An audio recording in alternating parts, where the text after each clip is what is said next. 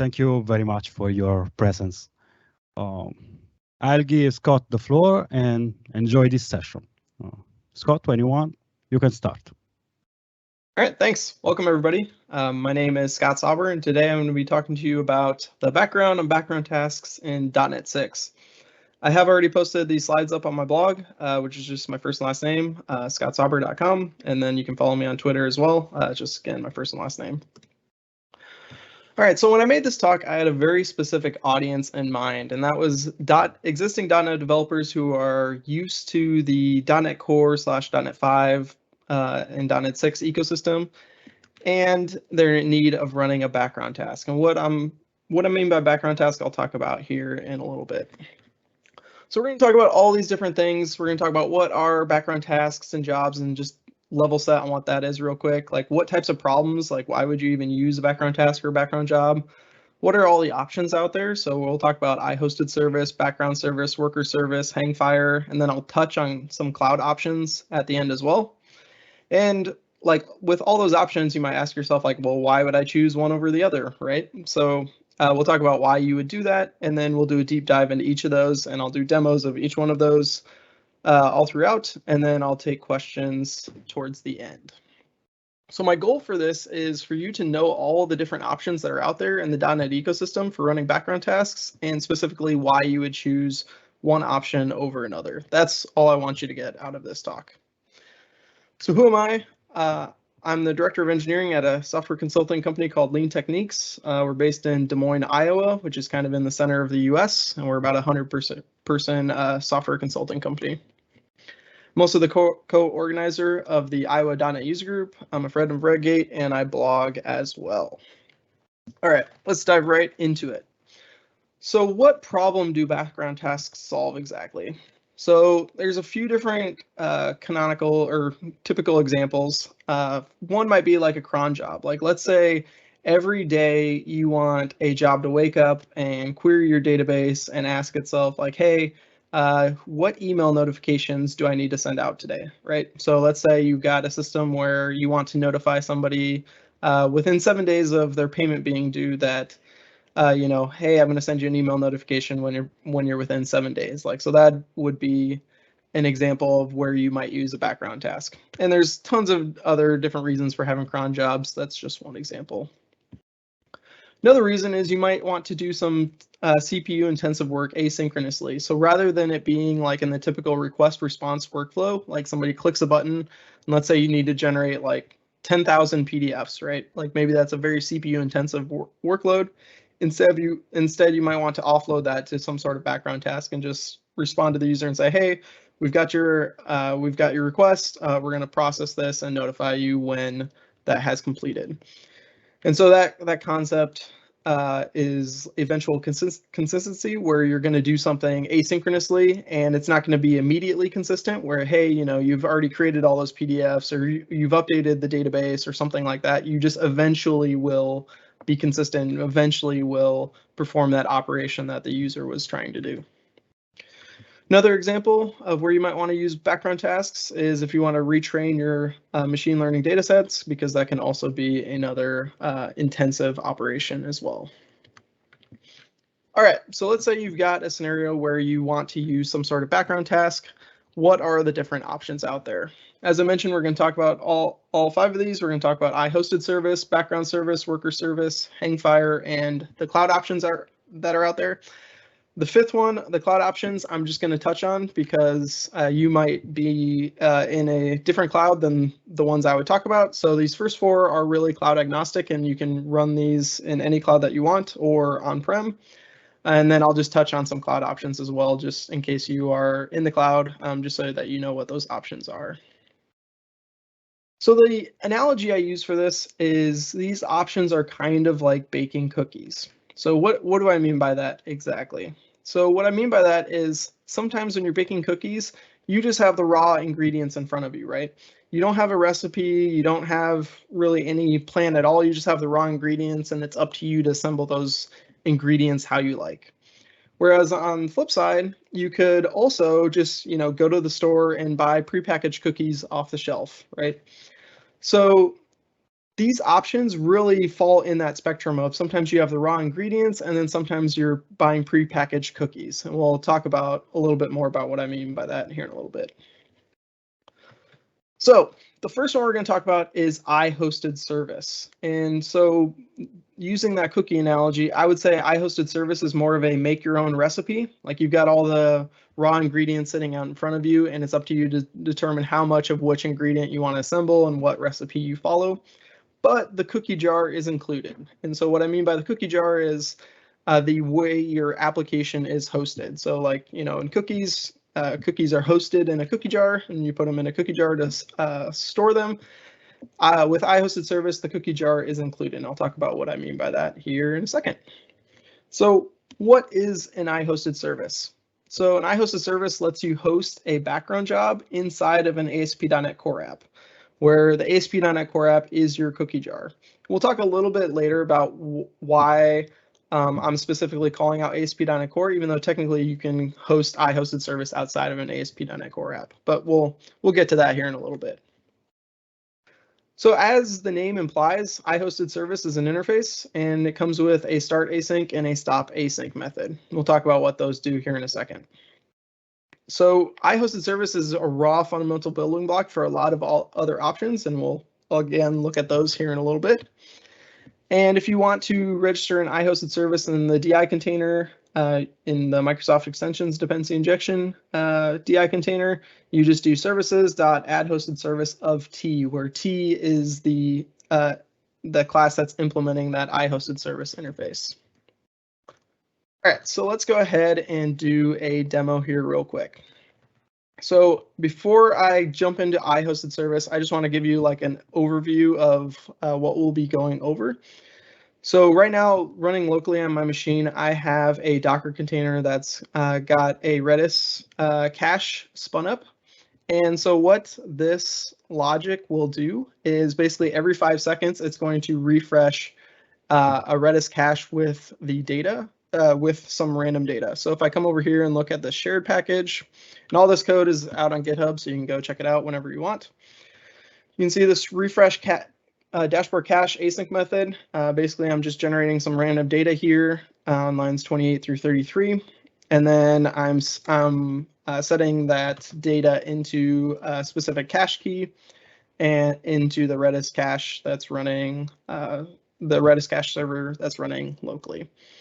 So that's all this method does. And basically, I want to run this every 5 seconds where it's regenerating that data. So I'm kind of simulating, like, let's imagine every 5 seconds we want to query a database or query an API for the latest data and shove it into a cache. That's kind of what this will be simulating here. And so all these different options will be doing just that. All right. So if I come over here and look at the program.cs, so if you're familiar with .NET 6 new minimal hosting model, this will look very familiar to you. So we're just creating a web application builder up here, registering controllers. And then here's where I'm registering that IHostedService. So I'm doing services.add-hostedService. And then this is my class that implements IHostedService. We'll look at that here in a second. And then I'm registering just that cache service that I've got down here. That's all this line here is doing. If I come over here to the controller, which we'll look at here in a second, basically all this method does, or all this endpoint does, is it grabs the data from the cache. So we'll look at that here in a second when we spin up the application and actually see the cache refreshing in the background every 5 seconds. All right, so if I crack open the actual IHostedService, I'm gonna show you, break this down for you here. So I've just got a class here, and it implements IHostedService, and just have a few different dependencies injected here. And you can see there's this start async method. And immediately what it does on line 20 is it logs some information saying like, hey, this job is starting. And then I've got this refresh cache async method. And notice I'm not awaiting that here. And we'll talk about why I'm not awaiting that here in a second. So and then I'm just returning the completed task. So if we scroll down to the refresh cache async method, basically while the application is not stopping, so like while the application is running and somebody hasn't, killed the application for one reason or another, I'm going to go ahead and refresh that cache and generate that random data and shove it into Redis like we saw earlier. And then I'm going to wait 5 seconds and then just repeat the whole process over and over and over again until the application stops. And then if I go to stop async, you notice I'm just calling the stopping. I have the stopping log message here, and then I'm doing some cleanup work to clear out the cache. So that was a lot of talking. Let's actually see this running here in action. So if I spin this up, you notice that it hit this endpoint that we were looking at earlier. So if I refresh, you notice the data just changed. If I continue to refresh, you notice the data is not changing until the data just changed. So if I keep refreshing, you notice the data just changed there. So this is an example of the IHostedService running in the background, and then the controller actually retrieving that data from the cache. So if I look over here and look in the logs, you notice my log statement saying starting the hosted service came first, and then you notice it said now it's listening for requests. So then my server booted up, and then every 5 seconds now it's refreshing the cache. Like you can see right here, it's refreshing the cache, and then boom, it just refreshed the cache again. So why did it start this IHostedService first? Like, why did this log message happen before it actually booted the application? Well, this goes back to what I was telling you earlier about why I'm not awaiting right here. So if I switch this and go ahead and await that right here, how the IHostedService works is basically it will spin up all the IHostedService and run start async before it actually boots up Kestrel, which is also implemented as an IHostedService. So this is something you have to be careful about with IHostedService is you notice I'm refreshing the cache, but you notice I never got my, hey, I'm now listening on this port. So if I go and refresh this, it's going to time out because the web application actually hasn't even booted whatsoever. So this is a gotcha with IHostedService is you got to be careful of what you're putting in start async because it will block the rest of your application from booting. And we'll talk about that a little bit more detail here in a second. So that is a quick overview of IHostedService. So how does it work exactly? As mentioned and shown, you register with the DI container, just doing services.add hosted service of T, where T is the thing that you implement the IHosted service. You do have 5 seconds for stop async to finish when it's shut down gracefully. However, you should not rely on stop async to actually finish because let's say somebody like physically pulls the power from the machine that your application's running on, right? Or somebody uninstalls .NET or just something crazy happen, right? There's no guarantee that stop async will actually complete. But it will get called if the application is trying to shut down gracefully. So that's just something to be aware of as well. Don't necessarily rely on stop async to finish. How does an IHostedService work? So when you register, I want you to focus on this red box here in the center. So when you register all of your IHostedServices, they will spin up in the order that you register them in.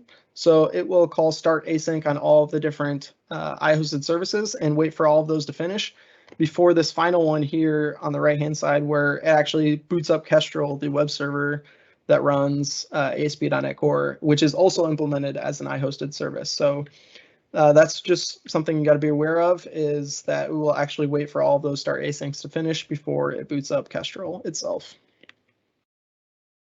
So as mentioned, start async blocks the rest of your app from starting. So you really want to push blocking long-running work out of start async, and this goes for background service later. So what I mean by that is on the left-hand side, don't await the thing. Like if you've got some long-running task, like what I did, like where I had essentially an endless loop, right, where it was never going to finish until the application stopped. You don't want to await something like that unless you truly don't want your application to boot until your IHostedService finished. So think about things like data migrations, right? Like if you're using Entity Framework migrations, you probably want your database migrations to finish before the rest of your application boots. So you could implement that as an IHostedService. In that case, that's totally fine to block your application from starting because that's the behavior that you actually desire. But it's just something to be aware of. So when should you use an IHostedService? You will implicitly use it when we talk about background service and worker services here a little bit later. And you could also use it if you need full control over starting and stopping and you don't want to use the base background service implementation. And we'll talk about what the background service implementation is here in a second. So when should you not use it? In my opinion, you should probably be using background service or worker service 95% or more of the time.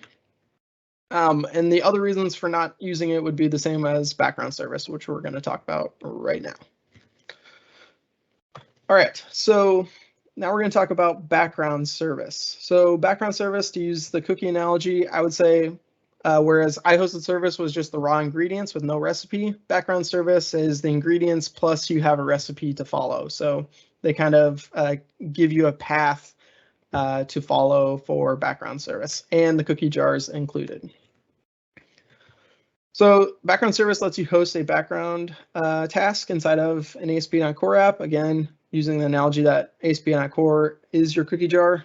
Again, we'll talk a little bit later about why I'm saying that background service applies to just ASP.NET Core.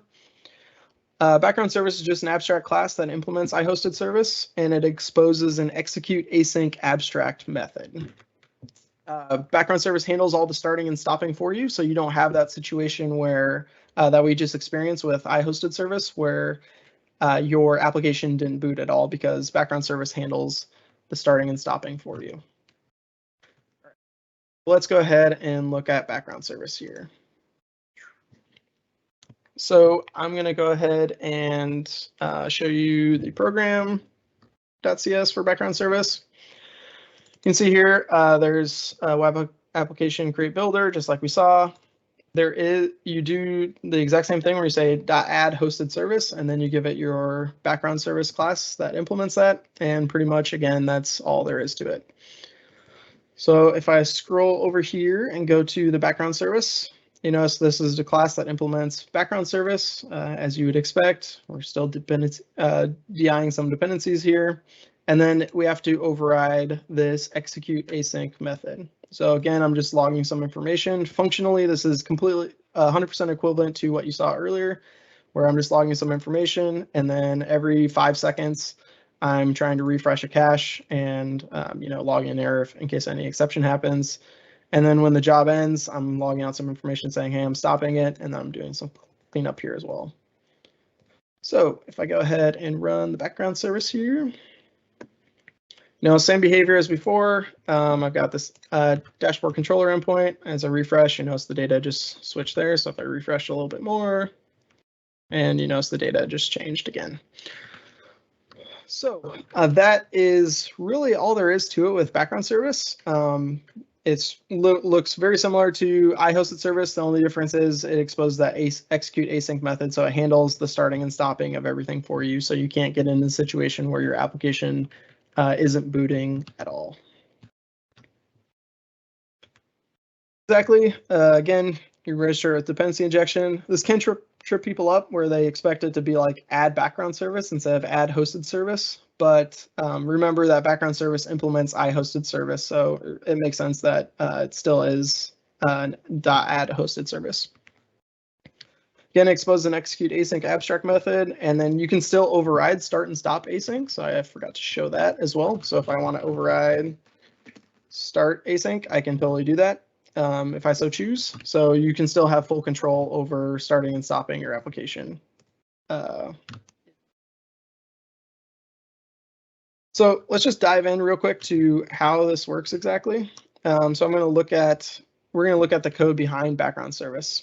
So you notice it's got an abstract method here of execute async that passes in a cancellation token. During start async, we're calling execute async up here and then shoving that task into this executing task field right up there. And then if the task immediately completed, it just says, hey, return the executing task. Otherwise, just say that it's running, right, and return a completed task. So if we look at stop async here, it's saying, hey, if the hosted service didn't even finish starting before called stop, go ahead and just return out. So if the executing task is null, otherwise call the stopping cancellation token to signify to the execute async method that the application is stopping. And then basically it's just a race condition essentially of, hey, when you get either 5 seconds, or if the execute async method returns back faster, then it will stop right there, and then basically does some basic cleanup. So there's really not a lot of code here, but it eliminates some of the gotchas, I guess, with IHostedService, where you can get into situations where your application didn't even boot, even if you never meant for that situation to happen. So when do I use background service? So if you need some sort of simple background task, background job runner, either as part of your ASP.NET Core application, or you could put a background service by itself into an entire different ASP.NET Core application than your existing application or API. It's got less gotchas than IHostedService. Again, you can't really shoot yourself in the foot and prevent your whole app from booting unless you override start async, and then it handles those cancellation tokens for you as well. And let's say you want some sort of health check endpoint to check on the healthiness of your background task. So instead of having something like a worker service, which we'll talk about here in a second, you could host a background service in an ASP.NET Core app to get that health check endpoint, even if you have it completely separate from the rest of your app or API.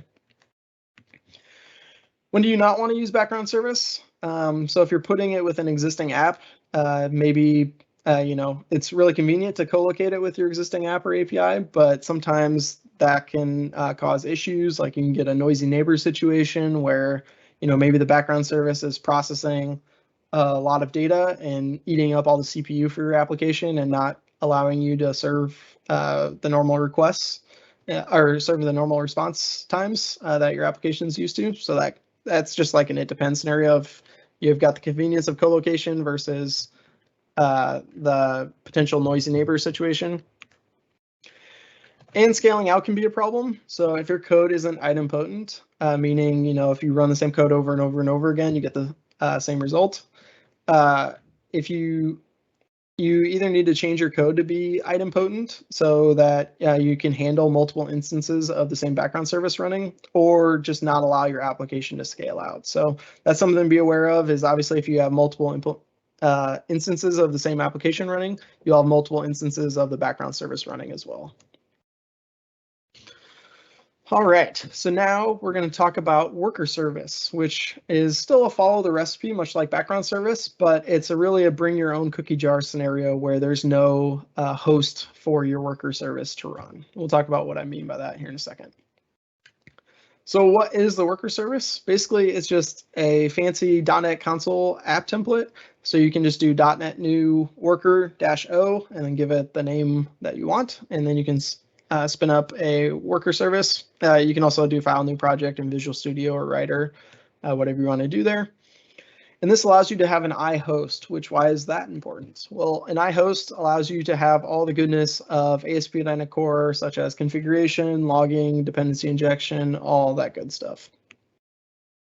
And then the worker service template also registers a worker class as a hosted service. We'll take a look at that here in a second.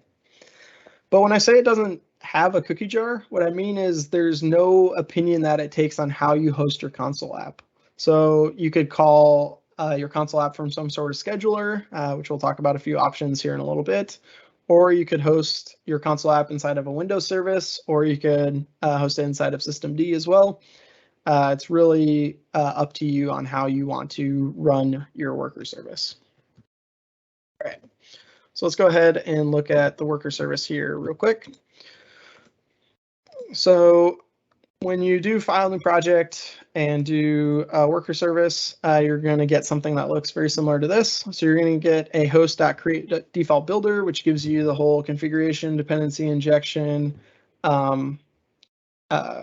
piece of it. So it gives you all that ASP.NET Core goodness that you're used to. And then you can decide how you want to host the worker service. So these lines 4 and 5 will not come by default with the application. I just threw those in there. So you can do .use Windows Service or .use systemd, and those come from those packages that are in the comments there on the right. If you if you do run, like I'm running on Windows right now, technically line 5, use systemd will no op and do nothing on my machine. So if you have a team that, some people are on Mac OS, some people are on Windows, you can put both these lines in there and it'll just no op if it doesn't apply to that specific situation. And because I've got the dependency injection goodness, I can just call hey services.add hosted service worker, and then I'm registering my custom services as well. And then we just call host.run async. So if I go look at the worker here, it's identical. It's essentially identical to the background service that we looked at earlier.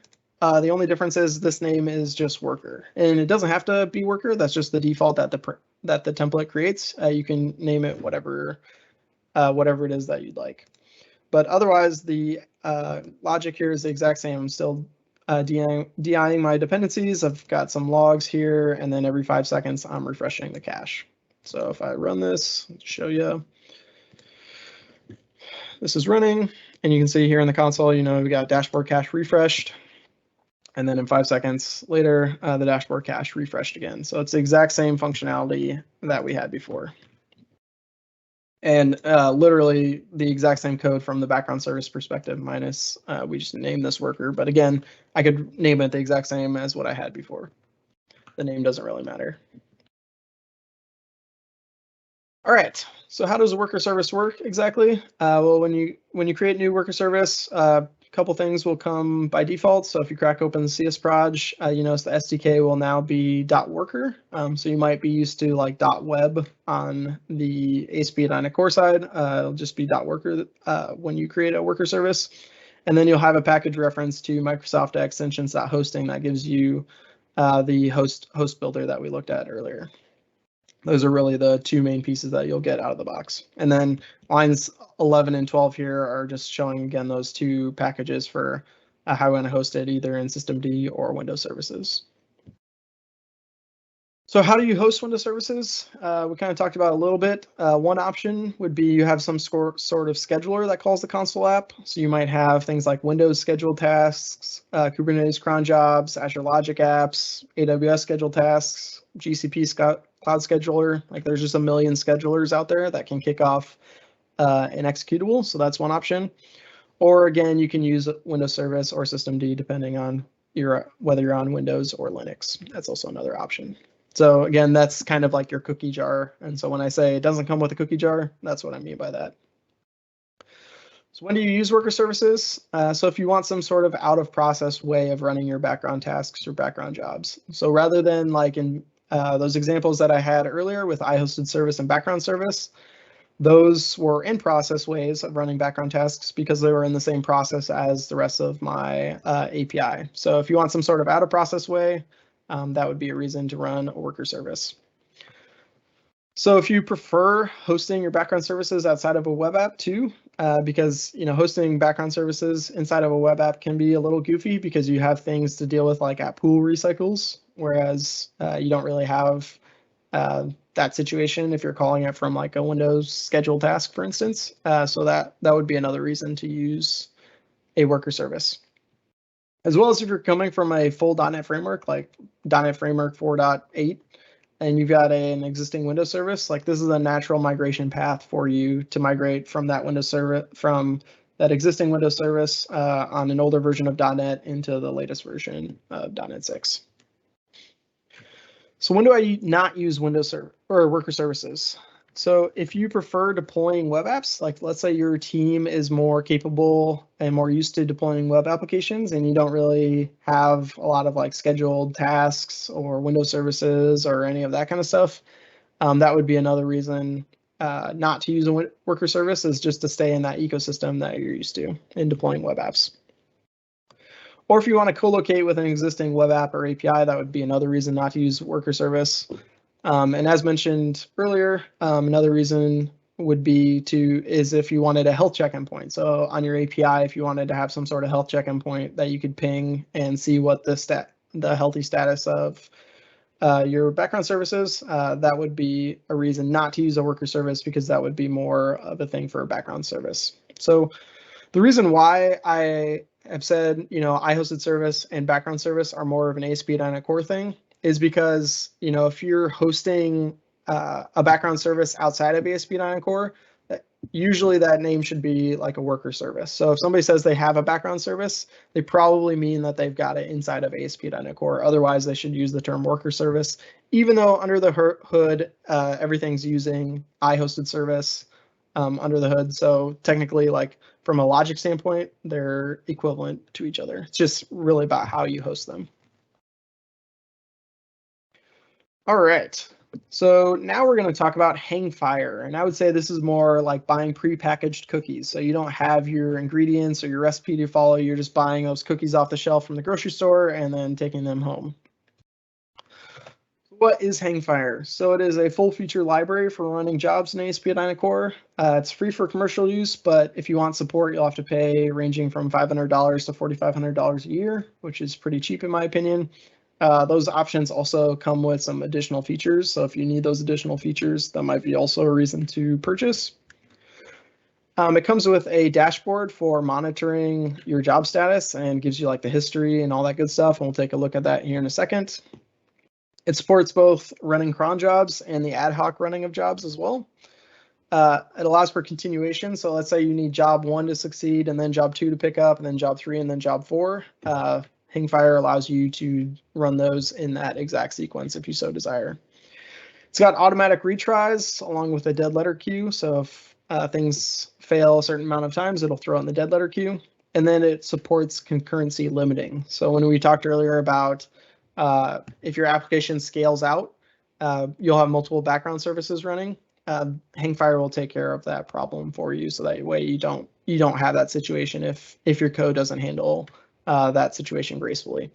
So you can kind of think of Hangfire as essentially like a message queue, because they call them jobs, but essentially they're just messages on a queue where they'll try to complete a certain amount of times, by default 10 times, unless you configure that differently, and then it'll throw it into a dead letter queue. So it's very similar and has very similar characteristics to a message queue. And with Hangfire 2, it also persists the job state to a database. So if the application restarts for some reason, it'll pick up and run that job where it left off. Go ahead and talk about Hangfire here real quick. So if I crack open the program.cs, there's a few different things going on here. So again, we're just creating our web application builder like before, and then this is just some code that I wrote to make sure that the Hangfire database is created. And then I'm actually calling this add Hangfire here and saying that I want to host this in SQL Server. So I've got a local SQL Server instance running in Docker. So again, if you want to pull this code down, you should be able to just Docker compose up and run this application and play around. Obviously, you could change some of these settings if you so desire, but that's how you hook up Hangfire to an existing database. And then just register some additional Hangfire server services, so you actually have like a worker that's going to perform the tasks that you're trying to do. And then I've got this map Hangfire dashboard, so that way my dashboard will spin up. So when I go to and launch this application, it'll route correctly to the dashboard so I can go ahead and see it. And then you notice I've got these 2 recurring jobs. So this is how you can set up cron jobs. So in this case, this cron job runs every minute, and you notice it's just an inline method that's calling console.writeLine.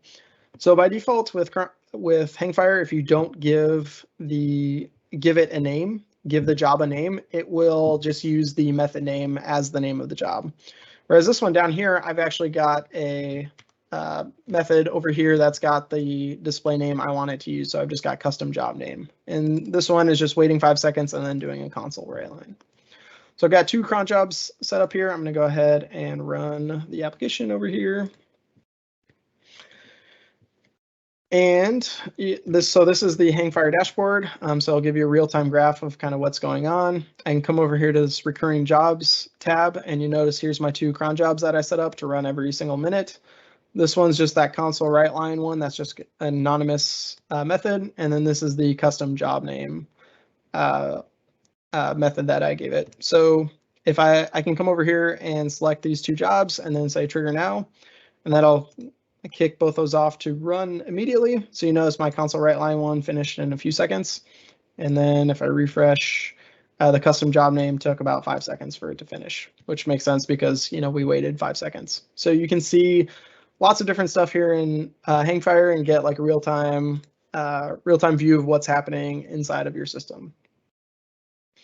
So if we come over here to Hangfire, you can also, inside of an API, so if we come over here, sorry, to my Hangfire project, you can also trigger jobs to run ad hoc. So let's say you don't have a cron job set up, right? Maybe you want to send an email, like you save something to the database and then you want to trigger an email, but you want to run that in a more ad hoc way. Like let's say your email server's down, you don't want the entire request to bomb out. So you can just call this background job client in queue and then run whatever code that you want to run here as well. So you notice I'm calling this method here saying hello from the controller.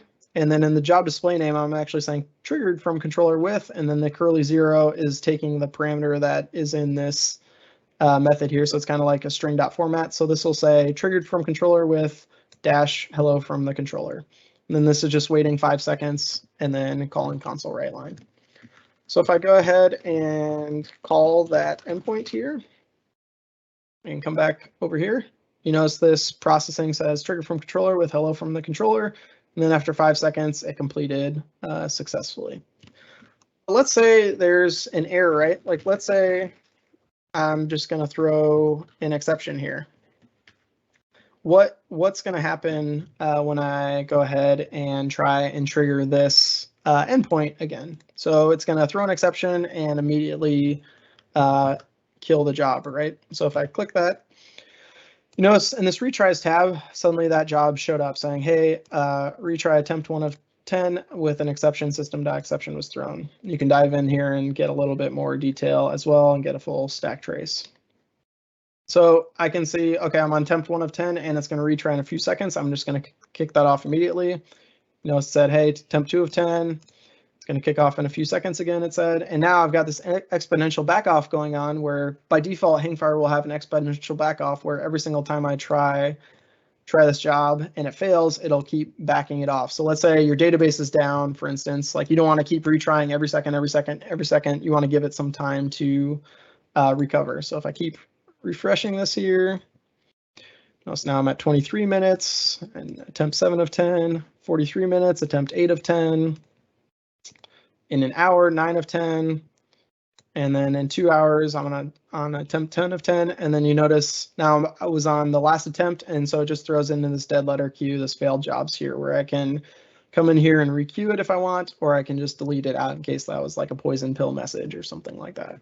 So that's a quick overview of Hangfire, just to give you a sense of what Hangfire gives you out of the other two options.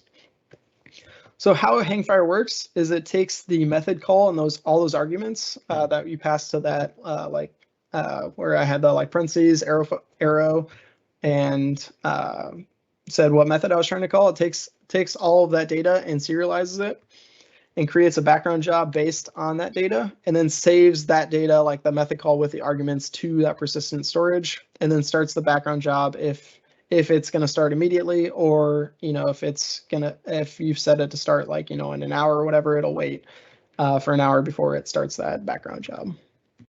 So that's how Hangfire works under the hood a little bit. So when do you want to use Hangfire?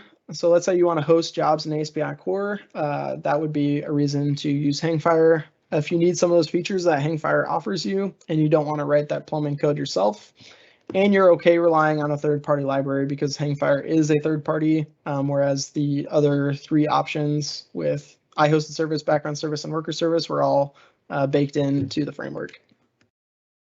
When do you not want to use Hangfire? So if you don't want to host jobs in ASP.NET Core, so let's say you want to run them from a console app, that would be a reason not to use Hangfire.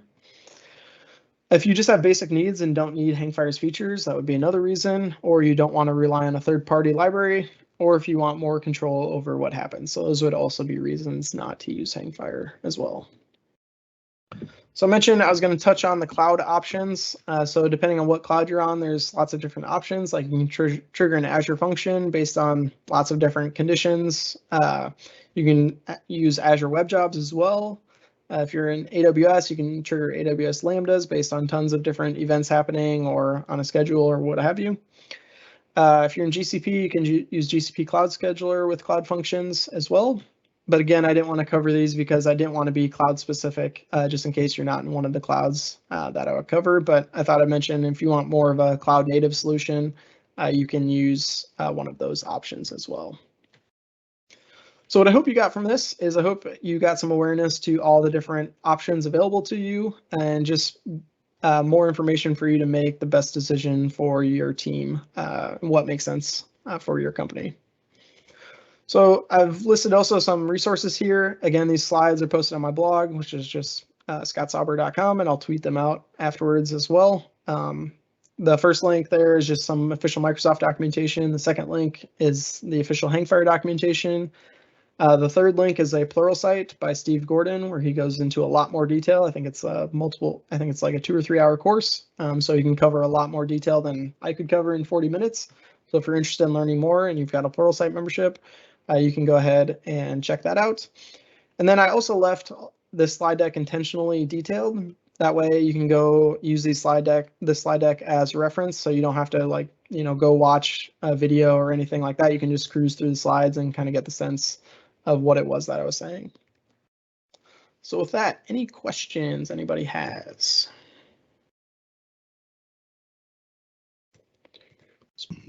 Thank you so much, Scott, for your very clear explanation. We have one question. Sure. So let me send it live. So the question is it possible to host Hangfire in a Windows service? That's a good question. So the dashboard itself, I don't think you. I guess I shouldn't say for sure. I'm not quite sure. But I will say that you can host. You don't have to have the workers that Hangfire uses to actually run the jobs. You don't have to have those be an ASP.NET Core app. You can actually have those be like separate, completely different servers, different console apps that just wake up and subscribe to that Hangfire service. So that is an option for like the workers that actually execute. As far as hosting the dashboard, I would think you would still need ASP.NET Core, but I guess I've never tried hosting it separately. Perhaps there's a way you can do it. I just don't think you could, but I guess I'm not going to say for sure. Okay, we don't have other questions. So if you want to take this time to talk about something else, or you can say goodbye. Oh, wait. We got another question.